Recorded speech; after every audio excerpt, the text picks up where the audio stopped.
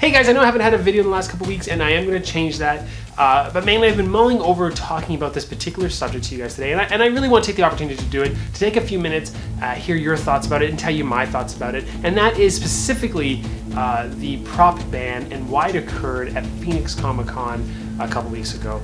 And I really want to discuss that with you, so here we go.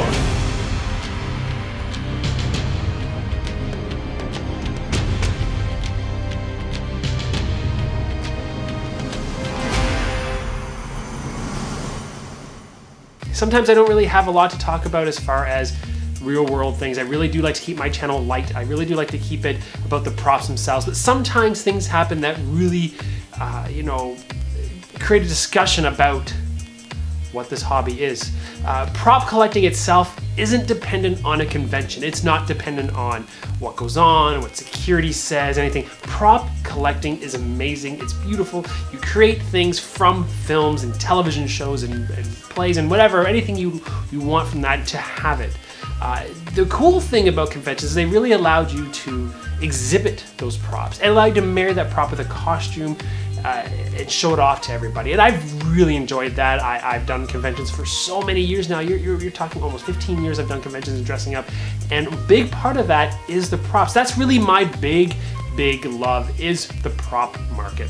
The seeing something, getting the screen caps, building it. It's the same process as making a costume, but the prop to me is just that thing. You know, if you take away the props from some costumes, you kind of neuter them in a way when it comes to conventions. So when this ban came up, it was a big scary thing to the entire cosplay, costume, prop collector community, mainly because of what it could mean down the road.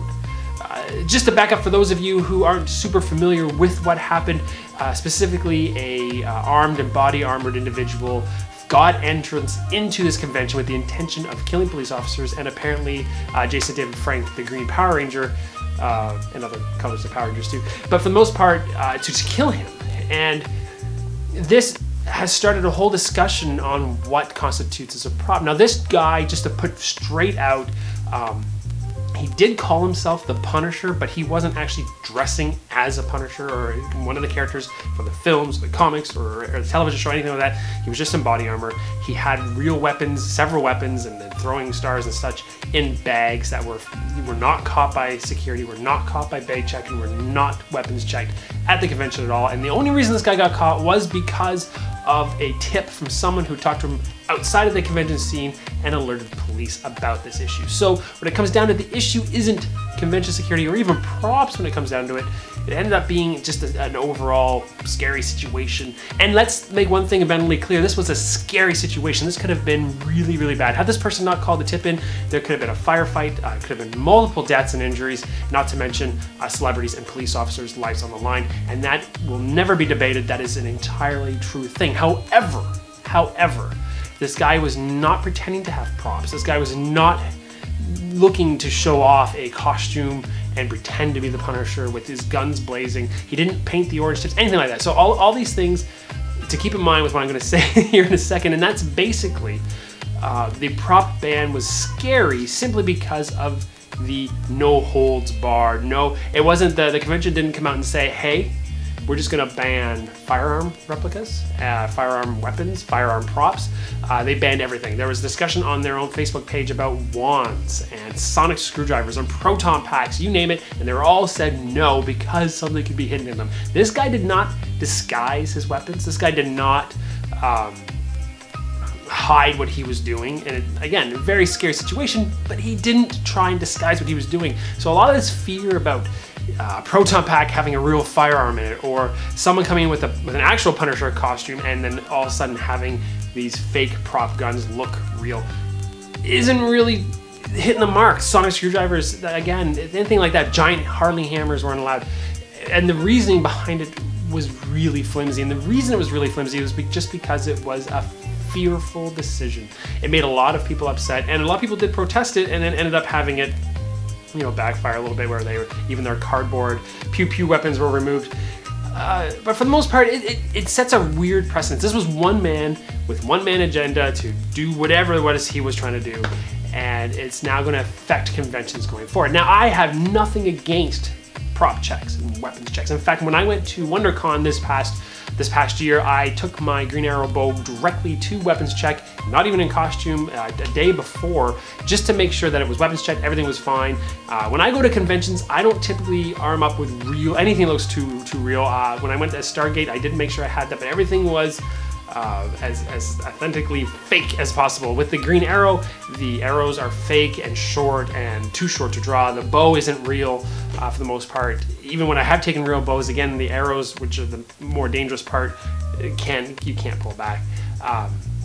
So I always try to make sure that my costumes are always with props that aren't scary. Lightsabers, I tend to even take blades with me. So that's just a personal thing, but for the most part, this fear of what props could do will really affect things down the line for people, just because of fear. Now, if they added security, and if they added checking, and you know, fine, it may take long to get in, yeah, it may cost a little bit more, but hey, if that's the price to pay, that you can actually say that you are safe and secure in the props that you're bringing, I think that's important.